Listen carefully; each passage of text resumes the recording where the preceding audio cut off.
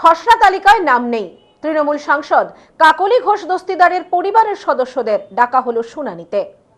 খসড়া ভোটার তালিকায় নাম না থাকায় স্পেশাল ইন্টেন্সিভ রিভিশনের শুনানিতে ডাকা হয়েছে লোকসভার তৃণমূল কংগ্রেসের চিফ হুইপ তথা সাংসদ কাকলি ঘোষ দস্তিদারের পরিবারের সদস্যদের।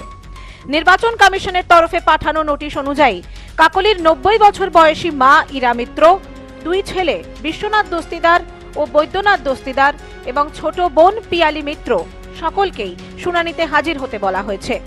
সূত্রের খবর, কাকলির দুই ছেলে পেশায় চিকিৎসক এবং তারা কলকাতার ভোটার। অন্যদিকে কাকলির মা ও বোন দীর্ঘদিন ধরে উত্তর 24 পরগনার মধ্যমগ্রামের দিগবেরিয়া এলাকায় ভোট দিয়ে আসছেন। সেই ভোটার তালিকার তথ্য অনুযায়ী শুনানির স্থান নির্ধারণ করা হয়েছে। কাকলির দুই ছেলেকে কলকাতায় নির্দিষ্ট শুনানিতে হাজির হতে বলা হয়েছে, আর তার মা ও বোনকে বারাসত 2 নম্বর ব্লকের অধীন সংশ্লিষ্ট দপ্তরে উপস্থিত থাকার নির্দেশ দেওয়া হয়েছে।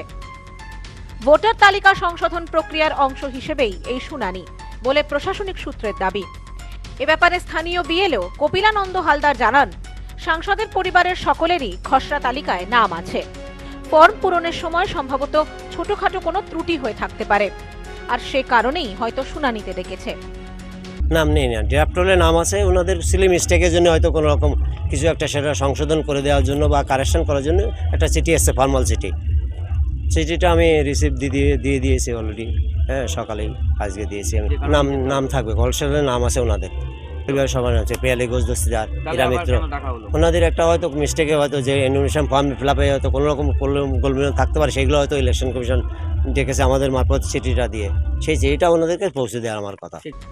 অন্যদিকে এ ব্যাপারে সাংসদ কাকলি ঘোষ দস্তিদার টেলিফোনে জানিয়েছেন, আমি 50 বছর ধরে রাজনীতি করছি।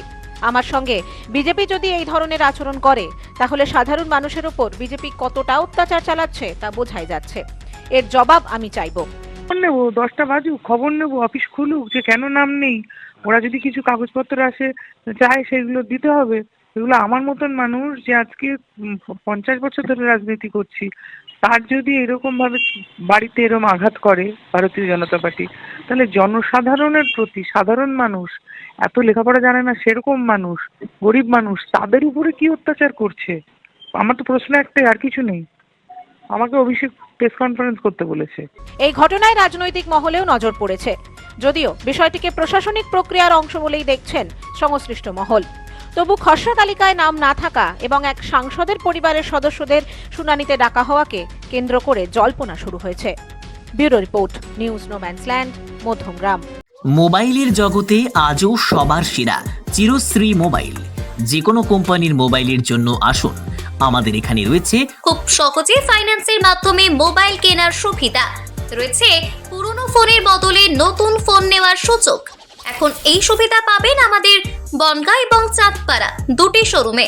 চিরশ্রী মোবাইল, যশোহর রোড, বনগাঁ ও চাঁদপাড়া পাটপট্টি মোড়। ফোন নাম্বার 8369570050 এবং 9932486511।